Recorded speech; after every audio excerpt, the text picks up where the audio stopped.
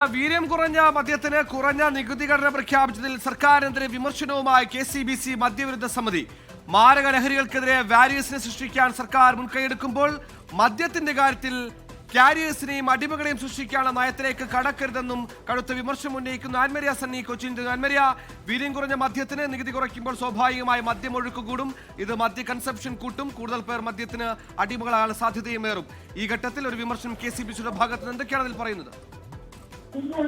സുകന്യ, തീർച്ചയായിട്ടും KCBC നേരത്തെ മുതൽ തന്നെ ഇത്തരത്തിലുള്ള പ്രവർത്തനങ്ങളോട് വലിയ തരത്തിലുള്ള ഒരു വിമർശനം ഉന്നയിച്ചുകൊണ്ട് അല്ലെങ്കിൽ പ്രതിഷേധവുമായിട്ടൊക്കെ മുന്നോട്ട് വരുന്നവർ കൂടിയാണ്. ഇതിനിടയിലാണ് ഇപ്പോൾ വന്നിരിക്കുന്ന ഈ നയത്തിനെതിരെ ഇപ്പോൾ അവർ വിമർശനം ഉന്നയിച്ചിരിക്കുന്നത്. അതിൽ പറയുന്നത് ഒരു പത്രക്കുറിപ്പോട് കൂടിയാണ് ഇത് നൽകിയിരിക്കുന്നത്. അതിൽ പറയുന്നത് ഇങ്ങനെയാണ്: ജൻസിക്കും സ്ത്രീ ശാക്തീകരണത്തിനും വേണ്ടി ആനുകൂല്യങ്ങളും സൗകര്യങ്ങളും ഒക്കെ പ്രഖ്യാപിക്കുമ്പോൾ മറ്റൊരു വഴിയെ ഈ വിഭാഗക്കാരെ ചൂഷണം ചെയ്യുന്നത് ശരിയല്ല എന്ന് പറയുന്നു. അതോടൊപ്പം തന്നെ ഈ ലഹരി ആസക്തിയിൽപ്പെടുത്തി അവരുടെ ബലഹീനതയെ ചൂഷണം ചെയ്ത് സർക്കാരിന് സാമ്പത്തിക നേട്ടം ഉണ്ടാക്കാനുള്ള അടവ് നയങ്ങളിൽ നിന്ന് പിന്മാറണമെന്നാണ് പറയുന്നത്. ഒപ്പം ഈ പിണറായി സർക്കാർ പ്രഖ്യാപിച്ച വീര്യം കുറഞ്ഞ മദ്യോൽപാദന പദ്ധതി VDF സർക്കാരും പിന്തുടരാൻ ശ്രമിക്കുന്നത് ജൻസിക്ക് വേണ്ടിയാണ് എങ്കിൽ അത് മാറ്റണമെന്നും അതിനെതിരെ വലിയ പ്രതിഷേധം ഉണ്ടാകുമെന്നും മുന്നറിയിപ്പ് കൂടി നൽകുന്നുണ്ട്. ഒപ്പം മാരക ലഹരികൾക്കെതിരെ വാരിയേഴ്സിനെ സൃഷ്ടിക്കാൻ സർക്കാർ മുൻകൈയെടുക്കുമ്പോൾ മദ്യത്തിന്റെ കാര്യത്തിൽ കാരിയേഴ്സിനെയും അടിമകളെയും സൃഷ്ടിക്കാനുള്ള നയത്തിലേക്ക് കടക്കരുതെന്നും പറയുന്നു.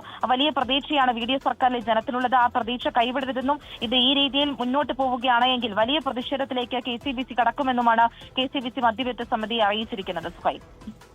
ആൻമരിയ സണ്ണിയാണ് KCBCയുടെ വിമർശനവുമായി ബന്ധപ്പെട്ട വാർത്തയുടെ വിശദാംശങ്ങൾ നൽകിയത്.